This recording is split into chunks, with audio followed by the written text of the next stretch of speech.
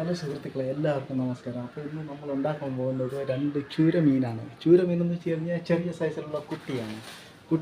ചൂരമീൻ എങ്ങനെയാണ് നമുക്ക് എൻ്റേതായ രീതിയിൽ ഞാൻ കറി വയ്ക്കുന്നതെന്ന് നിങ്ങളെന്ന് ഞാൻ കാണിക്കുന്നതാണ്. അപ്പോൾ നമുക്ക് ഡയറക്റ്റായിട്ട് വീഡിയോയിലേക്ക് പോകാം. Okay guys.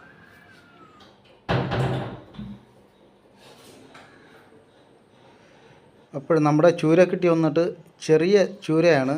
അപ്പോൾ ചെറിയ ചൂര ഇളം ചൂരയാണ്. അപ്പോൾ ഇളം ചൂര ഇത് ഞാൻ ഫ്രിഡ്ജിൽ വെച്ചിട്ട് കുറച്ച് ഫ്രോസനായിരിക്കുകയാണ്. അപ്പോൾ ഫ്രോസൺ തന്നെയാണ് നമുക്ക് കട്ട് ചെയ്യാനുള്ളത്. കട്ട് ചെയ്ത് നമുക്ക് കഷ്ണമായിട്ട് ഇതിനെ നമുക്ക് മുറിച്ചെടുക്കാൻ ഞാനിപ്പോൾ ചെറിയ കഷ്ണം വെച്ചിട്ടാണ് മുറിച്ചെടുക്കുന്നത്. അപ്പോൾ മുറിക്കുമ്പോൾ നിങ്ങൾ കൈകളൊക്കെ ശ്രദ്ധിച്ച് വേണം മുറിക്കാൻ. കൈകളൊന്നും മുറിക്കരുത്. അപ്പോഴിത് പരിചയസമ്പന്നരെ കൊണ്ടേ ചെയ്യുവാൻ പറ്റുള്ളൂ. അപ്പോൾ നമുക്ക് ഇതിനെ മുറിച്ചെടുക്കാം. നന്നായിട്ട് മുറിച്ചെടുത്തിട്ട് നമുക്കിനി ഇതിനെ ഒന്ന് നല്ല വെള്ളം വെച്ച് കഴുകിയെടുക്കണം. ഒരു 3-4 പ്രാവശ്യം കഴുകണം. കഴുകി അതിൻ്റെ കുടലെല്ലാം കഴുകി വൃത്തിയാക്കണം. അടുത്തേക്ക് കഴുകിയിട്ടുണ്ട്. കഴുകി മാറ്റി ഇനി നമുക്കിനി അടുത്ത് കുറച്ച് പുളിവെള്ളം ചേർത്ത് കൊടുക്കണം. Okay guys.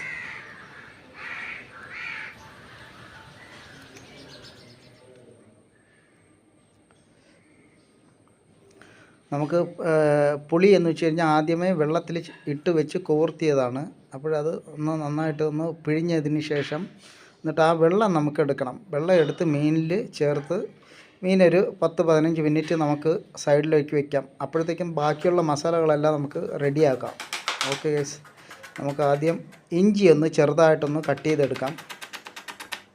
ഇഞ്ചിയും പിന്നെ അടുത്ത് വെളുത്തുള്ളി നന്നായിട്ടൊന്ന് ചതച്ച് കട്ട് ചെയ്തെടുക്കാം. Okay guys. വെളുത്തുള്ളി നമുക്ക് ആവശ്യത്തിനുള്ള എടുത്താൽ മതി. ഒരു 4-5 ഇതൾ മതി. അതിനൊന്ന് നന്നായിട്ടൊന്ന് ചെറുതായിട്ടൊന്ന് കട്ട് ചെയ്യണം. കട്ട് ചെയ്യുമ്പോൾ കൈവിരലൊക്കെ സൂക്ഷിച്ച് വേണം കട്ട് ചെയ്യാൻ. അല്ലാത്തവർ അത് കല്ലിലിട്ട് ചതച്ചെടുത്താലും മതി. അത് പിന്നെ നമുക്ക് ആവശ്യത്തിനുള്ള 2-3 ഉള്ളി ഞാൻ എടുത്തിട്ടുണ്ട്. സവാള ഉള്ളി ഇതിനെ നമുക്കൊന്ന് സ്ലൈസായിട്ടൊന്ന് കട്ട് ചെയ്യുക. ഓക്കെ. സ്ലൈസായിട്ടൊന്ന് കട്ട് ചെയ്ത് നമുക്ക് ആവശ്യത്തിന് ഉള്ളി കുറച്ചെടുത്ത് ചിലവർ ഉള്ളി ഇടും, ചിലവർ ഉള്ളി ഇടത്തില്ല. അങ്ങനെ ഞാനിപ്പോഴും എൻ്റേതായ രീതിയിൽ ചെയ്തു എന്ന് മാത്രം. ഇനി നമുക്കിനി ഒരു 4 തക്കാളിക്ക എടുക്കാം. തക്കാളിക്ക എടുക്കുമ്പോഴത്തേക്കും നമുക്ക് അതിൻ്റെ ഗ്രേവി ആയിട്ട് നമുക്ക് എടുക്കാൻ പറ്റും. നമുക്ക് അതായത് ഹോട്ടൽ സ്റ്റൈലിലാണ് ഞാനിത് ഉണ്ടാക്കുന്നത്. അപ്പോൾ അതിൽ കുറച്ച് ഗ്രേവി എല്ലാം നല്ല രീതിയിൽ കിട്ടും നമുക്ക്.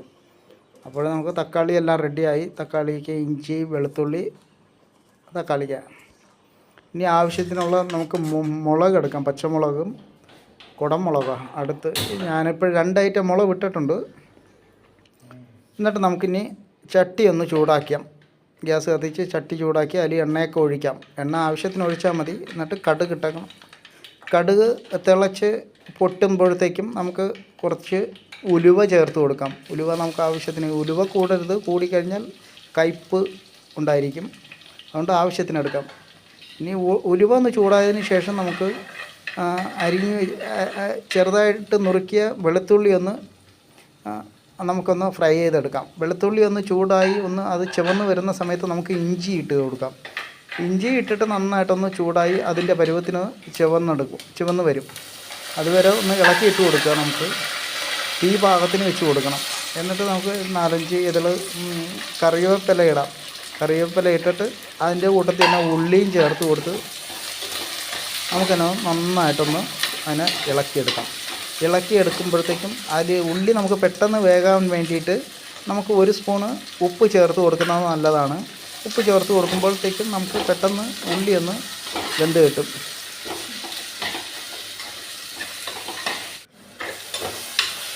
ഇനി ഏതാണ്ട് ഒരു 10 മിനിറ്റ് ആകുമ്പോഴത്തേക്കും ഉള്ളിയൊക്കെ നന്നായിട്ട് ചുവന്ന് വരും. നമ്മുടെ ഉള്ളി റെഡി ആയിട്ടുണ്ട്. ഇനി അടുത്ത് നമുക്ക് ചേർക്കേണ്ടത്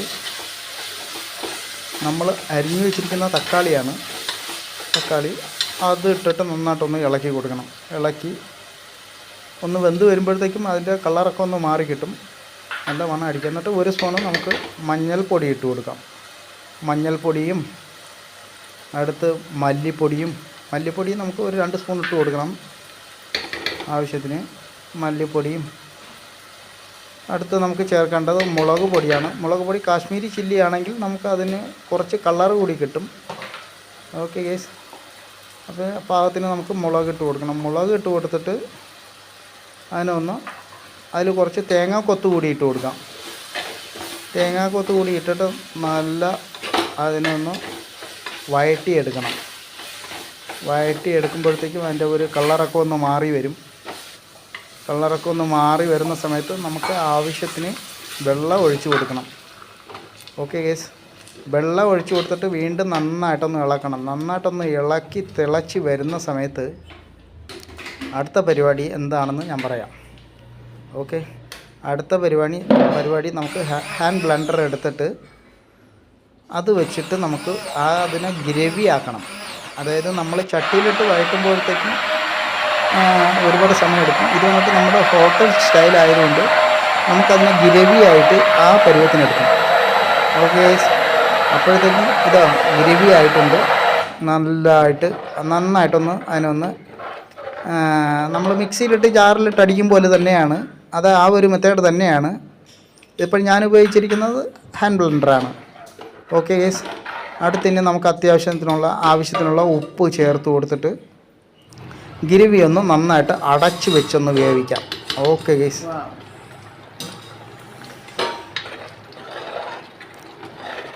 അതായി ഗ്രേവി നന്നായിട്ട് തിളച്ച് നല്ല മണം വരുന്നുണ്ട്. വീഡിയോ ഇഷ്ടമായാൽ ലൈക്ക് ചെയ്യാനും ഷെയർ ചെയ്യാനും സബ്സ്ക്രൈബ് ചെയ്യാനും മറക്കല്ലേ കൂട്ടുകാരെ. അപ്പോഴത്തേക്കും നമ്മുടെ ഗ്രേവി ഒന്ന് റെഡിയായി അതിൻ്റെ മണമൊക്കെ അടിച്ച് വരുമ്പോഴത്തേക്കും നമുക്ക് ഈ അരിഞ്ഞ് കഴുകി വെച്ചിരിക്കുന്ന മീനിട്ട് കൊടുക്കാം. മീനിട്ട് കൊടുത്തിട്ട് അതിൽ കൂടി നമുക്ക് പച്ചമുളക് കൂടി ചേർത്ത് കൊടുക്കാം. ഓക്കെ ഗൈസ്, പച്ചമുളക് കൂടി ചേർത്ത് കൊടുത്തിട്ട് നമുക്ക് അതിനൊന്ന് നന്നായിട്ടൊന്ന് മിക്സ് ചെയ്ത് കൊടുക്കണം. മിക്സ് ചെയ്ത് ഗ്രേവിയിൽ പെരളത്തക്ക രീതിയിൽ നമുക്ക് അതിനൊന്ന് മിക്സ് ചെയ്തിട്ട് ഇതൊന്ന് അടച്ച് വെച്ച് കൊടുക്കാം. അടച്ച് വെച്ചിട്ട് ഒരു 15 മിനിറ്റ് വേവിക്കണം. ഓക്കെ ഗൈസ്,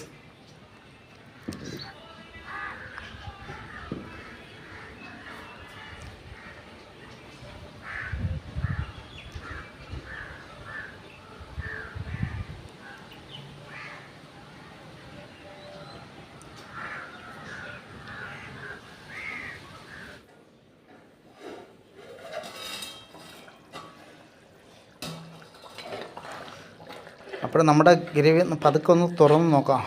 എന്നാ മണം ഗൈസ്, പറഞ്ഞറിയിക്കാൻ പറ്റത്തില്ല, അത്രയ്ക്ക് മണമാണ് അടിക്കുന്നത്. അടിപൊളി, നല്ല സ്ട്രെച്ചറിൽ കിട്ടിയിട്ടുണ്ട്. കളറും അടിപൊളിയാണ്. അപ്പോൾ നമ്മുടെ മീൻ റെഡി ആയിട്ടുണ്ട്.